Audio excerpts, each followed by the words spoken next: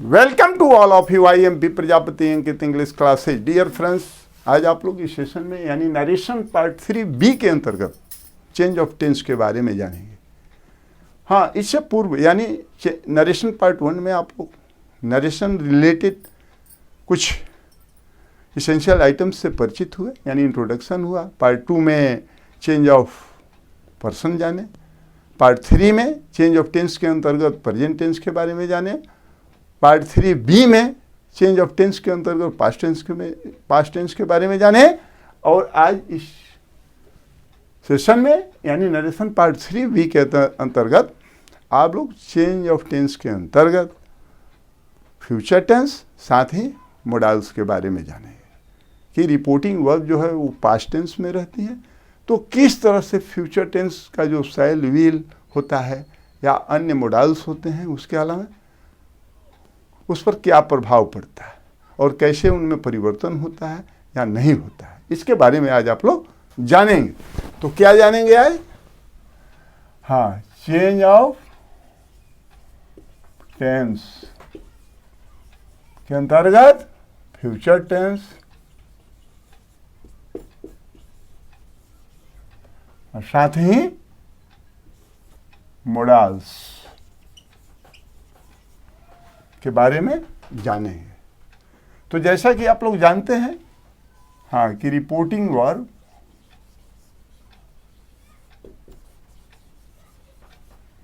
जब past tense में होती है तो जो रिपोर्टेड स्पीच का टेंस होता है वो डायरेक्ट नरेशन से इनडायरेक्ट नरेशन में परिवर्तित करते समय बदल जाते हैं।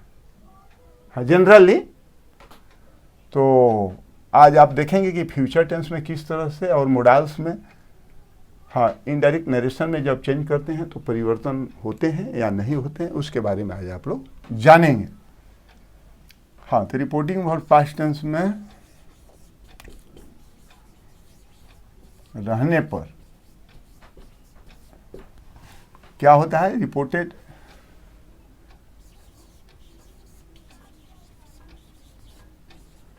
स्पीच डायरेक्ट नरेशन में रिपोर्टेड स्पीच का जो वर्ड्स होते हैं वो इनडायरेक्ट नरेशन में किस तरह से बदलते हैं या नहीं बदलते हैं उसके बारे में आज जानेंगे। वो कौन होंगे? Future tense and modals.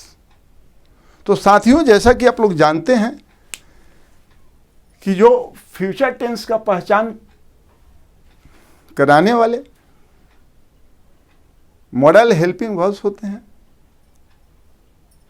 वे शैल और विल होते हैं। ये तो आप लोग पक्का जानते होंगे, फ्यूचर टेंस की पहचान शैल या विल से होती है।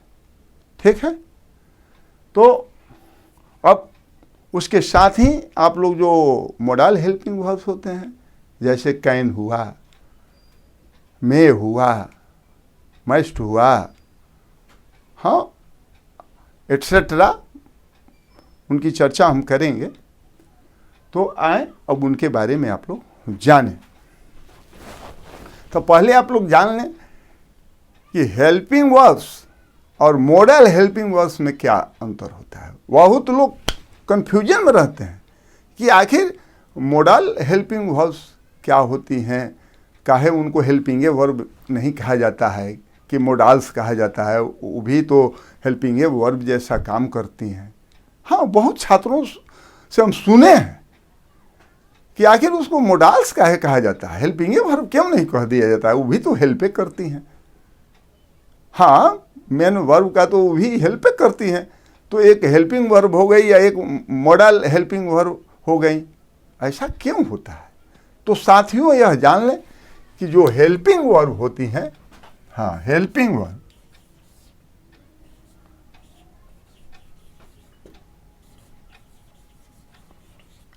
वर्ब इसके बारे में पहले जान लें, तब क्या जानेंगे? हाँ, मॉडल हेल्पिंग वर्ब्स। थोड़ा सा प्रकाश अवश्य डालेंगे क्योंकि आप लोगों का कन्फ्यूजन आज दूर करेंगे, उसका चैप्टर चल रहा है। हाँ, फ्यूचर टेंस में भी मोडाल्स जो शैल विल हैं उनके बारे में जानना है, और साथ ही मोडाल्स के बारे में भी आगे बताएंगे समय अनुसार। तो जो हेल्पिंग वर्ब्स होती हैं और मोडाल्स हेल्पिंग वर्ब में मेन अंतर आप लोग जान लें क्या होता है। जो हेल्पिंग वर्ब्स होती हैं वे हेल्पिंग वर्ब भी होती हैं और मेन वर्ब भी होती है, मेन वर्ब जैसा भी काम करती हैं। हाँ, हेल्पिंग वर्ब होते हुए उनके पास वाक्य बनाने की क्षमता है, लेकिन वो क्षमता मॉडल हेल्पिंग वर्ब्स के पास नहीं है। मॉडल हेल्पिंग वर्ब्स को वाक्य बनाने के लिए मेन वर्ब की आवश्यकता पड़ती है, निश्चित रूप से। बिना मेन वर्ब्स के जो मोडाल्स होते हैं वे वाक्य का निर्माण नहीं कर सकते हैं। लेकिन वहीं दूसरी तरफ देखें, जो हेल्पिंग वर्ब्स हैं, हेल्पिंग वर्ब्स क्या है? जैसे मान लीजिए is, I am, are, was, were, etcetera. चलिए आप लोग जानते होंगे, एटसेट्रा। ठीक है, तो ये जो हेल्पिंग वर्ब्स हैं, ये हेल्पिंग वर्ब्स होते हुए ये मेन वर्ब जैसा भी कार्य करती हैं, यानी वाक्य बनाने की क्षमता इनके पास है। यदि मेन वर्ब न रहे तो भी ये वाक्य बना सकते हैं। लेकिन वही मॉडल हेल्पिंग वर्ब्स हैं, उनके साथ यानी उनके बाद मुख्य क्रिया का असली रूप यानी बेस रूप होना अनिवार्य है। हाँ, वो भी रूप जो होना चाहिए वो V1 होना चाहिए। हाँ, मूल रूप में होना चाहिए। ठीक है, जैसे मान लीजिए मोडाल्स के बारे, मोडल हेल्पिंग वर्ब्स के बारे में तो जानिए रहे क्या है? विल है, शैल है, हाँ ये भी थोड़ा देख लें, हाँ कैन है, मे है, एटसेट्रा। चलिए देख लिए कि हेल्पिंग वर्ब्स और मोडल वर्ब्स। अब देखिए कैसे जो हेल्पिंग वर्ब है वो स्वयं वाक्य बना सकती हैं और मुख्य क्रिया को हेल्प भी कर सकती हैं, यानी दोनों क्षमताएं इनमें है, हेल्पिंग वर्ब्स में। और मोडाल्स में केवल हेल्प करने की क्षमता है, किसको? मुख्य क्रिया को। और यदि मुख्य क्रिया न रहे तो ये स्वयं वाक्य नहीं बना सकते हैं। हाँ, यही प्रधान अंतर है। अब तो आप लोग जान गए कि हेल्पिंग वर्ब और मॉडल हेल्पिंग वर्ब्स में क्या अंतर है। प्रधान अंतर आप लोग जान गए, इसीलिए इनको अलग रखा गया है। मॉडल हेल्पिंग वर्ब्स कहा जाता है और इनको हेल्पिंग वर्ब कहा जाता है। अब तो आप लोग जान गए ना कि मॉडल हेल्पिंग वर्ब क्यों कहा जाता है या मोडाल्स क्यों कहा जाता है, जबकि ये भी सहायता करते हैं मुख्य क्रिया को और ये भी सहायता करते हैं मुख्य क्रिया को। लेकिन अंतर तो आप लोग जान गए अब। हाँ, इनके पास सहायता करने के साथ साथ स्वयं वाक्य बनाने की क्षमता है, ये सेंटेंस बना सकते हैं विदाउट माने एनी मेन वर्ब। लेकिन इन लोगों के पास नहीं है, मोडाल्स के पास वो क्षमता नहीं है, वो अधिकार अंग्रेजी ग्रामर के अंतर्गत नहीं प्रदान किया गया है कि ये लोग स्वयं वाक्य बना सकें। इनके साथ हाँ मेन वर्ब का रहना वो भी असली रूप में अनिवार्य है, यानी इनके साथ मेन वर्ब होना अनिवार्य है, तभी वाक्य की रचना हो सकती। ठीक है, जैसे एग्जाम्पल के जरिए देखिए, जैसे हमने लिख दिया राम इज प्लेइंग। ठीक है, और यहां हम लिखेंगे तो क्या लिखेंगे? पहले इसके बारे में जानना। राम इज प्लेइंग, यहां इज क्या है? हेल्पिंग वर्ब है। अब प्लेइंग क्या है? मेन वर्ब है, उसमें आईएनजी लगा हुआ है। प्लेइंग को ही हेल्प कर रहा है। इज जो है यहाँ हेल्पिंग वर्ब, इज यहाँ क्या कर रहा है? हाँ, जो प्लेइंग है इसको हेल्प कर रहा है। प्लेइंग क्या है? प्ले में आईएनजी है, V1 प्लस आईएनजी है, तो मेन वर्ब प्लेइंग है और इज जो है वो हेल्पिंग वर्ब है। हाँ, ये दोनों मिल करके वाक्य की रचना यहाँ करते हैं, यानी सब्जेक्ट और वर्ब। वाक्य के लिए सब्जेक्ट और वर्ब होना अनिवार्य है। सब्जेक्ट एंड प्रेडिकेट के मेल से वाक्य बनते हैं। तो यहाँ देखिए वाक्य की रचना हो गई। और देखिए अब किस तरह से यहाँ तो हेल्पिंग वर्ब के रूप में काम की। और आगे देखिए,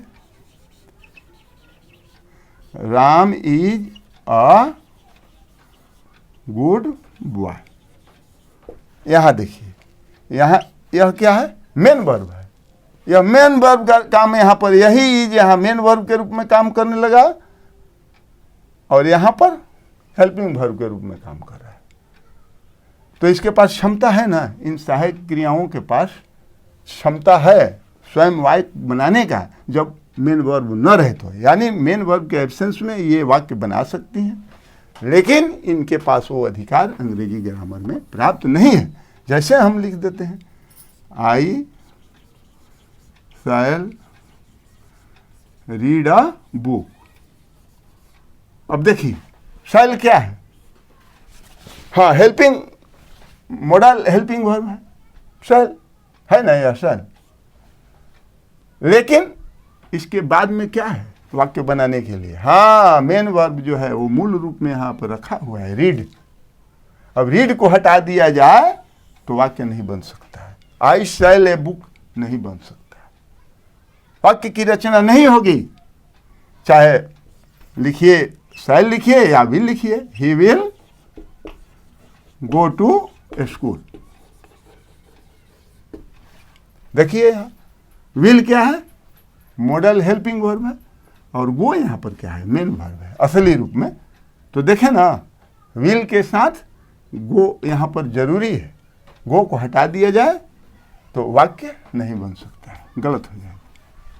ठीक है, अब आप लोग जान गए हेल्पिंग वर्ब्स और मॉडल हेल्पिंग वर्ब्स में अंतर। चलें अब हम आप लोग को टॉपिक की तरफ ले चलते हैं।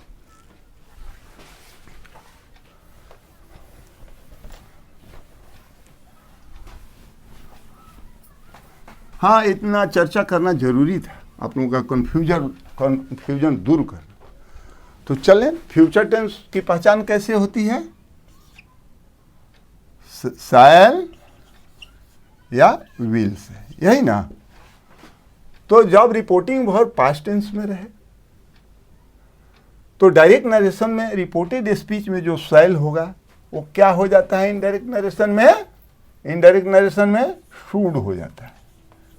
आप लोग पुस्तकों में पढ़े होंगे क्या होता है, शैल शुड हो जाता है। लेकिन पुस्तकों से थोड़ा हट करके आप लोग देखेंगे, जानेंगे, तो शुड के बदला में वुड जो होगा वो अच्छा होगा। शुड के जगह पर वुड का प्रयोग अच्छा माना जाता है। हाँ, कंपटीशन के दृष्टि से जहाँ भी शुड दिखाई पड़े डायरेक्ट नरेशन में, तो इनडायरेक्ट नरेशन में शैल दिखाई पड़े तो, और रिपोर्टिंग वर्ब पास्ट टेंस में रहे तो शैल का आप लोग वुड लिखेंगे, शुड नहीं लिखेंगे, यानी वुड को प्रीफर करेंगे। सेंस के दृष्टि से और कंपटीशन की दृष्टि से वुड अच्छा होगा। ऐसे पुस्तकों में शुड की चर्चा की गई है, हम भी देखते हैं, तो ठीक है। और विल जो होगा डायरेक्ट नरेशन में, रिपोर्टेड स्पीच में, तो वो क्या हो जाता है, वुड हो जाता है। ठीक है, तो इसी तरह से ये दो शैल और विल से पहचान फ्यूचर टेंस की होती है, और इन्हीं में परिवर्तन होता है।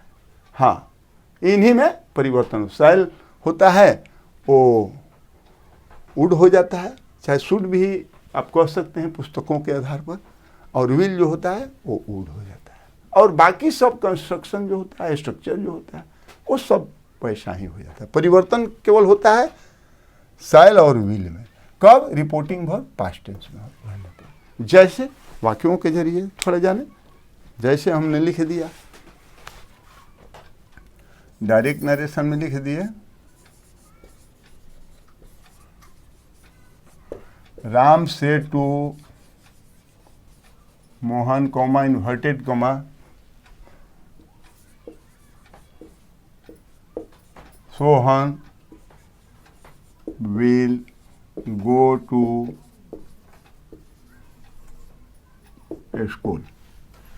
ठीक है, तो यहां यह जो रिपोर्टेड स्पीच है Sohan will go to school, यह क्या इंडिकेट करता है? फ्यूचर टेंस को करता है, या फ्यूचर इंडिफिनिट में, चलिए है ना, फ्यूचर इंडिफिनिट में Sohan will go to school, और रिपोर्टिंग वर्ब पास्ट टेंस में, यही पास्ट टेंस में। तो क्या होगा बताए ना अभी कि विल जो होगा वो वुड हो जाएगा इनडायरेक्ट नरेशन में। तो आइए देखें इनडायरेक्ट नरेशन में क्या हो जाएगा, Ram told Mohan that, connector लगा दिए, कॉमा हटा करके, और इस स्टेटमेंट को इसके साथ कनेक्ट कर दिए इन्वर्टेड कॉमा को हटा करके। तो क्या हुआ, सोहन विल जो है वो क्या हो जाएगा, वुड हो जाएगा, गो टू स्कूल हो गया।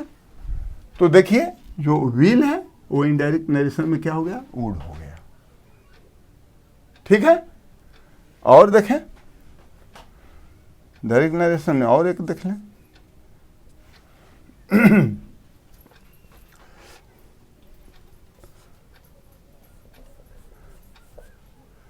I said to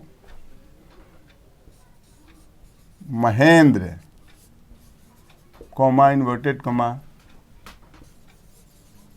you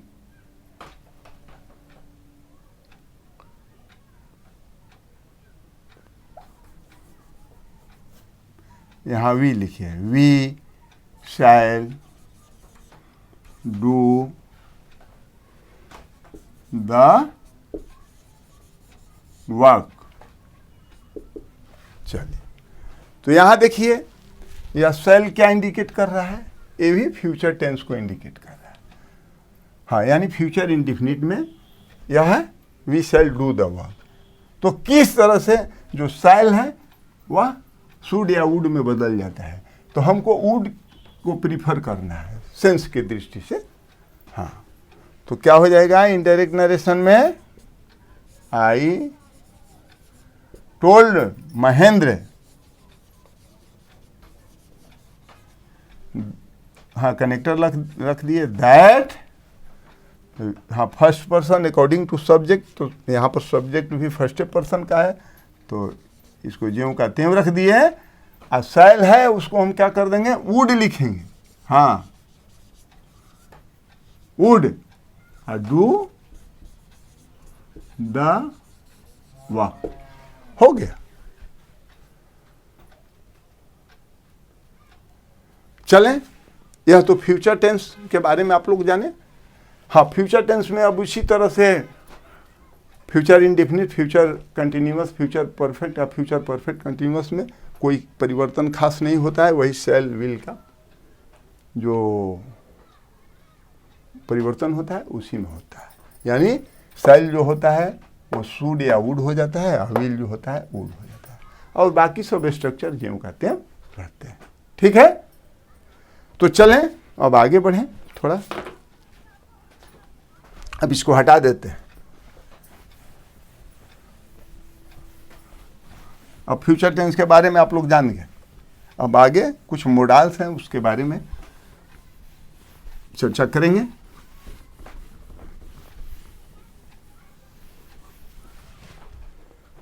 तो चलें अब शैल विल के अलावे और भी जो मोडाल्स हैं उनके बारे में आप लोग जानें। वो क्या है उनके बारे में पहले जान लें। हाँ, जो पूर्ण रूपेणा मोडाल्स हैं और कुछ जो हैं वो पार्शियल मोडाल्स होते हैं, उसके बारे में हम चर्चा करेंगे। हाँ, कंप्लीट मोडाल्स, उसको हम क्या कहते हैं, कंप्लीट मोडाल्स, या हाँ मोडाल्स को मोडल हेल्पिंग वर्ब्स कहते हैं, मोडल हेल्पिंग वर्ब्स। ठीक है, तो कंप्लीट मोडल्स क्या हैं उनके बारे में पहले आप लोग जानें, तो पार्शियल मोडल्स के बारे में बताएंगे। ऐसे तो आइडियोमेटिक मोडल्स भी होते हैं, उनकी भी चर्चा की जाएगी, हाँ समय अनुसार चलें। तो पहले मोडल्स के बारे में आप लोग जान लें कि कंप्लीट मोडल्स कौन कौन है। तो दो तो जानिए गए, शैल अविल, ठीक है। अब आगे चलते हैं, वो क्या है, can, may, must,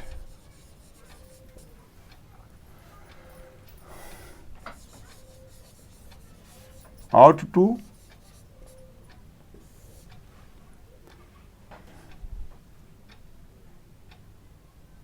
can, may, must, ought to, shell will हो ही गया और चलने आगे। और उसके बाद में क्या होता है, हाँ कुड भी होता है, शुड भी होता है, उसके बाद में वुड भी होता है ना। हाँ, can, may, must, ought to, could, should, would हो गए। और चलिए इसको शैल विल भी रख सकते हैं, इसी में रख देते हैं, सब आप लोग देख लें कि कंप्लीट मोडल्स कौन कौन होते हैं। विल हो गया, और क्या है, हाँ can, may, must, ought, could, should, would, shall, will और might। कितने हुए, 1 2 3 4 5 6 7 8 9 10।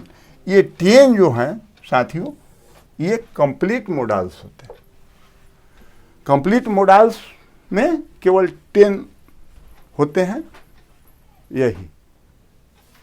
I repeat, can, may, must, ought to, could, should, would, shall, will, might। तो शैल विल के बारे में तो आप लोग जान गए फ्यूचर टेंस में। अब रेस्ट जो बचेंगे ये 8, उनकी चर्चा अगले सेशन में विधिवत की जाएगी, हाँ। और साथ ही जो एक्सेप्शंस हैं उनके बारे में चर्चा की जाएगी कि किस तरह से रिपोर्टिंग वर्ब्स पास्ट टेंस में रहने पर भी, हाँ इनडायरेक्ट नरेशन में रिपोर्टेड स्पीच के टेंस में परिवर्तन नहीं होते हैं, उनकी भी चर्चा की जाएगी मोडल्स के साथ साथ। तो ठीक है, आज बस इतना ही। Once again welcome to all of you, goodbye. साथियों, यदि सेशन अच्छा लगा तो आप लोग अपने साथियों के बीच इस वीडियो को अवश्य शेयर करेंगे और इसे लाइक करेंगे, सब्सक्राइब करेंगे, ठीक है।